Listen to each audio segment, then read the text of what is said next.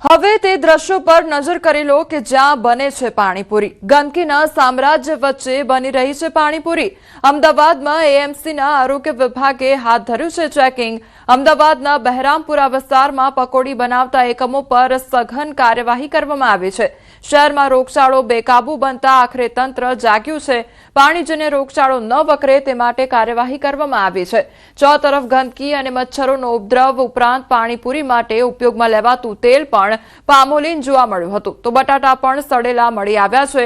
એએમસીની ટીમે તમામ સડેલા બટાટા અને ચટણીનો નાશ કર્યો છે તથા પાણીપુરી એકમો પાસેથી દંડની વસૂલાત સહિત સક્ષમ સત્તાની મંજૂરીથી જરૂર લાગશે તો એકમો પણ સીલ કરવામાં આવશે।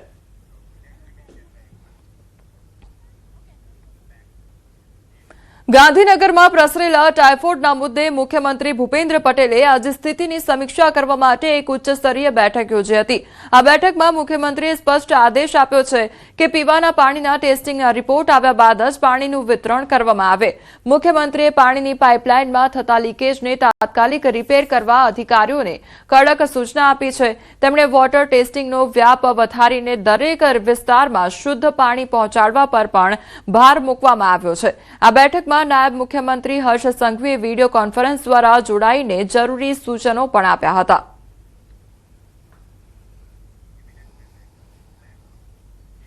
રાજકોટ આરોગ્ય વિભાગ દ્વારા ચેકિંગ હાથ ધરવામાં આવ્યું છે। દૂષિત પાણીને લઈને અને હુડકો વિસ્તારમાં ચેકિંગ હાથ ધરવામાં આવ્યું છે।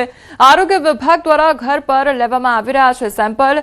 કોઠારિયા વિસ્તારની સોસાયટીમાં હાથ ધરાયું છે ચેકિંગ તો એક સપ્તાહમાં રાજકોટમાં ઝાડા ઉલટીના 212 કેસ નોંધાયા છે જ્યારે કમળાના 2 કેસ નોંધાયા તો આરોગ્યની ટીમ અલગ અલગ સાધનો લઈને પહોંચી છે વિવિધ વિસ્તારોમાં। બજારમાંથી પનીર લેતા હોય તો સાવધાન રહેજો। ફરી એક વખત ઝડપાયો છે શંકાસ્પદ પનીરનો જથ્થો। પંચમહાલમાંથી ઝડપાયો છે શંકાસ્પદ પનીરનો જથ્થો। ગોધરાના ગોવિંદી ગામમાંથી ઝડપાયો છે 105 કિલો શંકાસ્પદ પનીર। પોલીસે ₹24,000 કિંમતનો શંકાસ્પદ પનીરનો જથ્થો કબજે કર્યો છે। એસઓજીએ ઉત્તરાયણના તહેવારને લઈને તપાસ કરી હતી। પનીરનો જથ્થો મહેસાણાથી લાવવામાં આવ્યો હોવાનું પ્રાથમિક તપાસમાં સામે આવ્યું છે।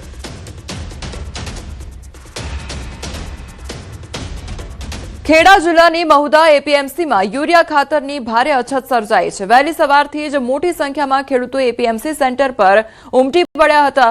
એક ખેડૂતને માત્ર 2 થેલી ખાતર મળતા રોષ જોવા મળ્યો હતો। વર્તમાન રવિ સિઝનમાં ખાતરની અત્યંત જરૂરિયાત હોવાથી ખાતર ડેપોની બહાર લાંબી લાઈનો જોવા મળી હતી। ખેડૂતોનો આક્ષેપ છે કે ખેતીના કામ પડતા મૂકીને કલાકો સુધી લાઈનમાં ઉભા રહેવા છતાં પૂરતા પ્રમાણમાં જથ્થો ઉપલબ્ધ થતો નથી।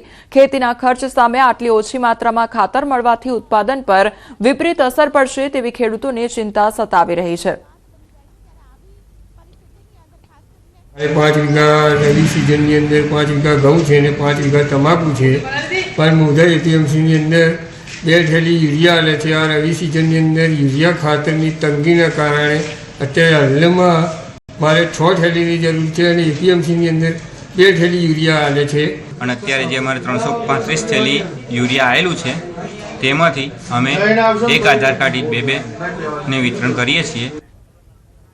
સુરેન્દ્રનગરમાં પાટડી તાલુકાના 3 ગામોને જોડતા રસ્તાનું કામ ગ્રામજનોએ બંધ કરાવ્યું। પાટડીના ગોરિયાવડ, મેતાસર અને અંબાડા ગામને જોડતા રસ્તાનું કામ હલકી ગુણવત્તાનું થતું હોવાનો ગ્રામજનો દ્વારા આક્ષેપ કરવામાં આવ્યો છે। રોષે ભરાયેલા ગ્રામજનોએ નવા રસ્તાનું કામ બંધ કરાવ્યું તો તંત્ર અને સ્થાનિક આગેવાનો દ્વારા જ્યાં સુધી સારી ગુણવત્તાના કામની ખાતરી આપવામાં નહીં આવે ત્યાં સુધી કામ બંધ રાખવાની ગ્રામજનોએ ચીમકી ઉચ્ચારી છે। તો ગ્રામજનોમાં ભારે રોષ જોવા મળી રહ્યો છે અને રસ્તાની કામગીરી યોગ્ય ન થવાને કારણે ગ્રામજનોમાં ભારે રોષ જોવા મળી રહ્યો છે તો ગ્રામજનો દ્વારા એકત્રિત થઈને વિરોધ પણ કરવામાં આવ્યો હતો। બીજી તરફ જે રસ્તાનું કામ છે તે પણ ગુણવત્તાયુક્ત ન થવાને કારણે તે લોકો દ્વારા કામ બંધ કરાવવામાં આવ્યું હતું। દાહોદમાં કોંગ્રેસની જન આક્રોશ યાત્રાએ ગુજરાતના રાજકારણમાં મોટો હડકંપ મચાવ્યો છે। જન આક્રોશ યાત્રા ગુરુ ગોવિંદ કંબોઈ ધામ ખાતે પહોંચી અને આ યાત્રા દરમિયાન રાજકારણમાં મહત્વપૂર્ણ ફેરફાર જોવા મળ્યો જેમાં પૂર્વ ધારાસભ્ય મહેશ વસાવા કોંગ્રેસમાં જોડાયા છે તો પ્રદેશ પ્રમુખ અમિત ચાવડા અને વિરોધ પક્ષના નેતા તુષાર ચૌધરી સાથે મહેશ વસાવા કાળી મહુડીના સભા સ્થળે પહોંચ્યા હતા।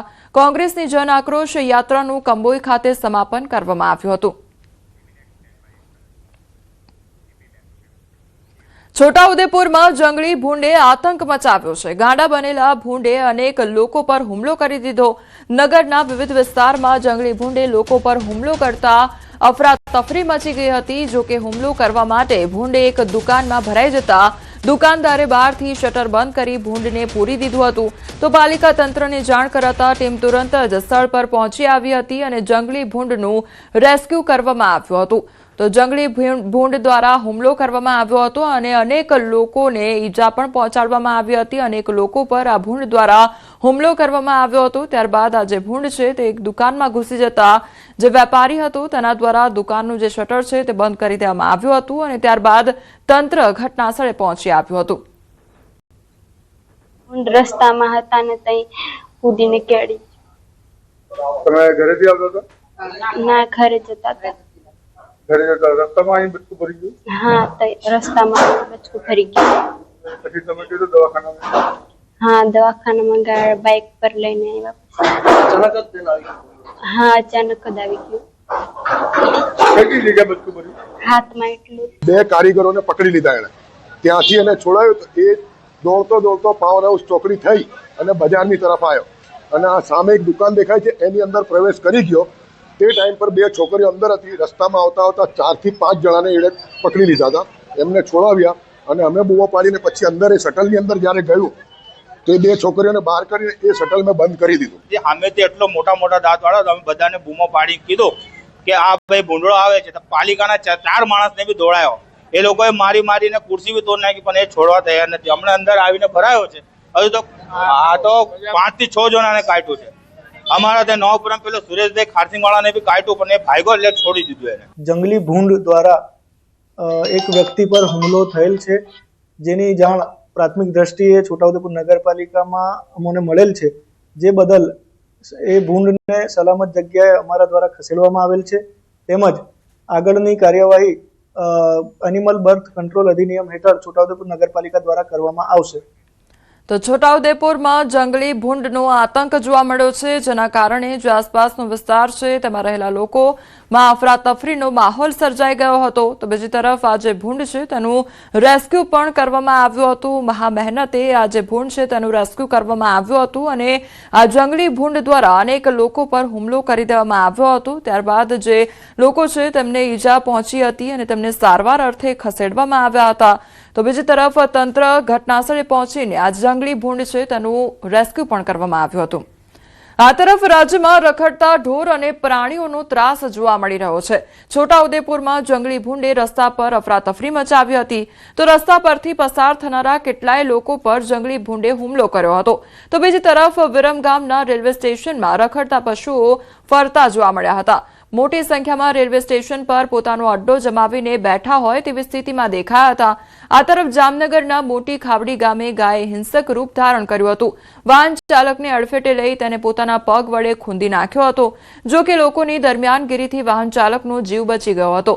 ત્યારે રાજકોટના કોટડા સાંગાણીના સોડિયા ગામે સિંહ જોવા મળ્યો હતો. વાજપરી ડેમ કાંઠા વિસ્તારમાં સિંહ આટાફેરા કરતો હોવાનો વિડીયો સામે આવ્યો. જ્યારે હિંમતનગરના ધાણધા ગામે વન ચેતના કેન્દ્ર નજીક દીપડો આરામ કરતો જોવા મળ્યો હતો. એક કાર ચાલકે દીપડાનો વિડીયો પણ ઉતાર્યો હતો.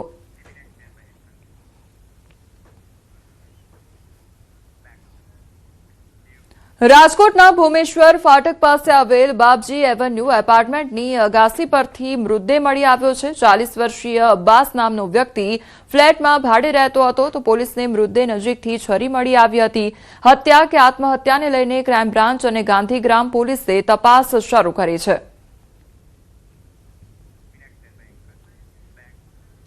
ભરૂચમાં એસઓજી પોલીસ સ્ટેશન પાસે વાહન ચાલકોને સેફટી તારનું વિનામૂલ્ય વિતરણ કરવામાં આવ્યું હતું.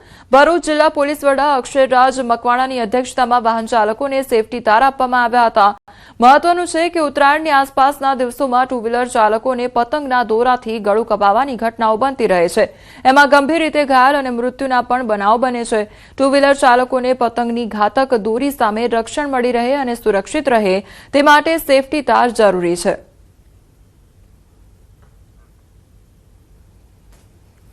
દરેક ટુ વ્હીલરને ફ્રી ઓફ કોસ્ટ જે છે એક પ્રોટેક્ટિંગ અને ગાઈડ વાયર દેવામાં આવી રહ્યો છે, જેની મદદથી એમના ગળામાં આવી રીતના કોઈ દોરી કે એવું ના ફસાય.